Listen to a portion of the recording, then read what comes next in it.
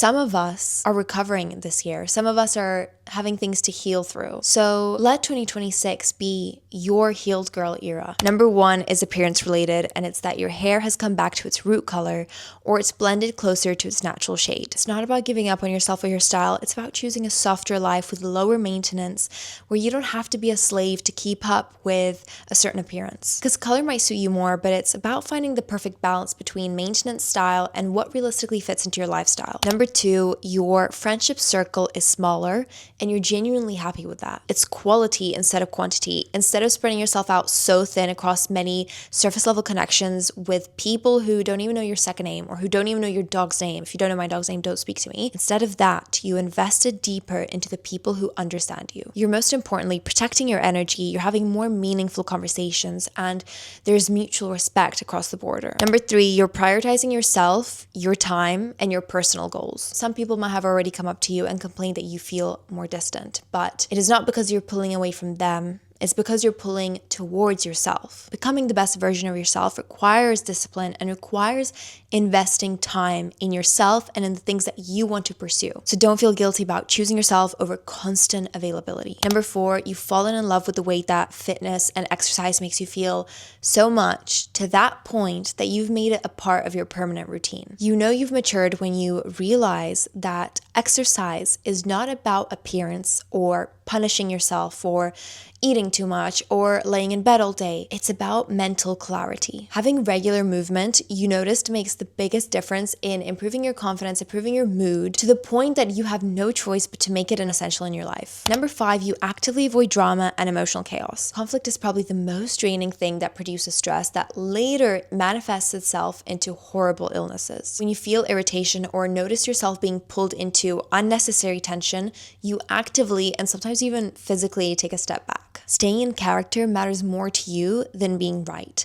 and you're choosing peace over restraining yourself. Number 6, you're saving money and have stopped over-consuming. So many people shop to fill a void, whether that's because of heartbreak or needing a distraction or being bored or needing to fix a hole somewhere in their life. Instead of sewing it shut, they stick a cheap plaster on that peels off in a couple hours. That's what a quick and short-lasting dopamine rush of shopping does. Saving money is the mental shift of permanently learning that this will not make your life or problems any better. True security comes from stable decision making and not impulsive ones. Number 7, you've become careless, but in the healthiest way possible. You might be running late, you haven't prepared conversation topics for a meetup, but this isn't about being irresponsible, it's about being present. You actually trust yourself to deal with those problems when you cross the bridge, and you no longer meticulously plan the near future in the most healthiest, selfish, beautiful way possible. Number 8, you're more upfront and honest with people. You don't overthink what you should have said in past situations because you deal with them in the moment. It's uncomfortable, but you know the importance of it because you've regretted it way too many times before to repeat the same mistake.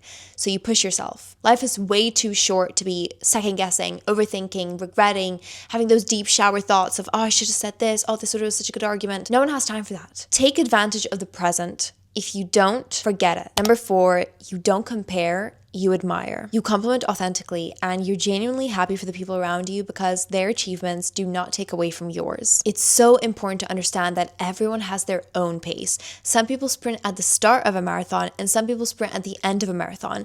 Neither is better or worse, they're just different. So the gains that one experiences will always be at different times. It's not possible to compare your life to someone who doesn't and has never had the same pace as you at all times. It's like comparing distances when everyone's speeds and times are different. It's not possible. People are also able to help each other because they went through similar experiences before others. Otherwise, how useless would we be to one another if we all had the exact same experiences at the same time and at the same pace? Number 10, you don't punish yourself for your unproductive and drained days. You're patient and kind to yourself and you've accepted the fact that some days your body just needs to slow down and reset. And instead of popping a painkiller to just be up on your feet again, you actually listen and respect your body because you know too damn well what happens when it's depleted. We don't want those premature gray hairs and wrinkles. Let them come when they need to.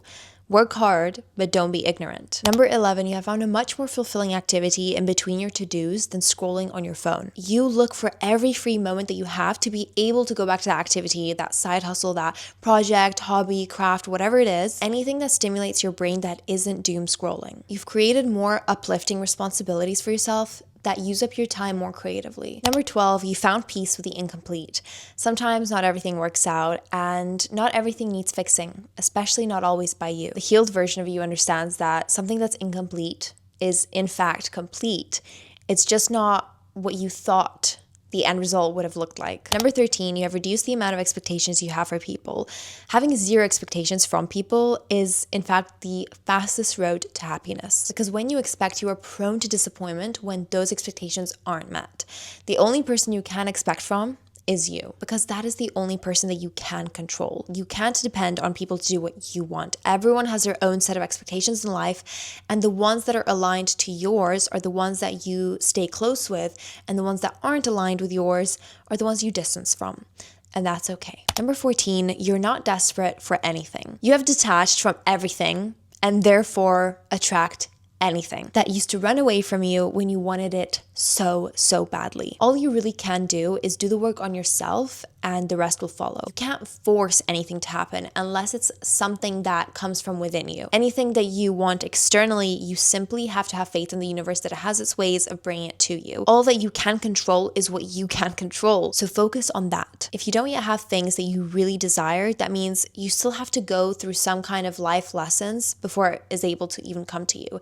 And maybe, just maybe, one of those life lessons is patience. Number 15, you're experimenting with wearing more color. You're opening up your color palette and slowly walking away from wearing just black and dark and safe colors that might suit some people, but don't necessarily make you look as approachable or creative in your style. At least for me, I had a whole phase of just wearing black because I literally wanted to hide myself.